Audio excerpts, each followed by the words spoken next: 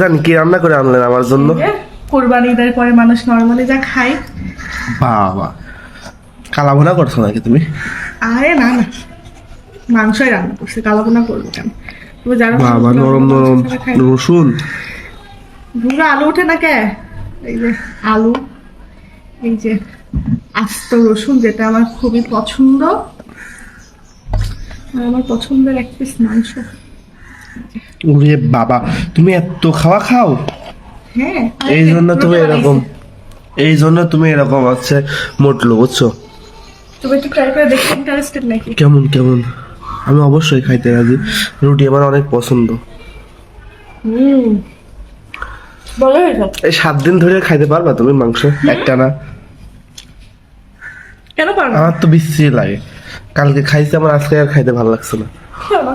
তোমাদের কেউ খাইতে বলছে, আমি একাই খাইতে পারবো, কিন্তু কথা হলো এটা ছিঁড়া যাচ্ছে না, প্রচুর গরম। গরম তো হবেই, গরমের মধ্যে গরম হবে না? ছিঁড়ে দাও, জীবনেও তোমাকে দাও না। ছেড়ে দেবো না। না, দাও। গরম। ছিঁড়ে দাও, উড়িয়ে বাবা কি গরম! এটা ছিঁড়ো। না না, ওটা গরম, তুমি খাও। এটা দাঁত দিয়ে ধরি। হ্যাঁ, হ্যাঁ, দাঁত দিয়ে ধরে খেয়ে ফেলো, যদি দাঁতে না লাগে আর কি। আরে বাবা, খাও খাও, গরম থাক। হইল না। পারলা না? বেডি মানুষ বলে কথা, সবকিছু কি বেডি মানুষ পারে বলো? রান্না কেমন হয়েছে আগে একটু ট্রাই করে দেবো না? হ্যাঁ, তুমি কি আমাকে দিছো? খালি ঝোল দিলেই হবে, খাইতে পারবো। রুটিটা একটু মোটা। সুন্দর হয়েছে। ভালো হয়েছে? সিরিয়াসলি? হ্যাঁ, সুন্দর হয়েছে। রসুন দিয়ে খাই দেখো কত সুন্দর হয়েছে। এই যে বেডি মানুষ বলে কথা। আলুটা সিদ্ধ হয়নি কেন? কারণ তুমি সিদ্ধ করতে পারো না। মাংস এমন ভুনা ভুনা না হয়েছে, সিদ্ধ পিছলাই গেছিল, তখন রুটি দিতে ধরতে। ওই যা গরম। মাংস খাইতে হলে আরে রসুনটা তো হেবি সুন্দর হয়েছে, দেখি কি করে ফেলছো রসুন। রসুন দিয়ে ভাত বসে কেমন লাগছে? নিজের রান্না নিজেই প্রশংসা করছো। একটু আমি তো রান্নার প্রশংসা করি, নাও একটু তো আমাকে দিতেও পারো, নাও। খাওয়াই তো দিতে পারতা।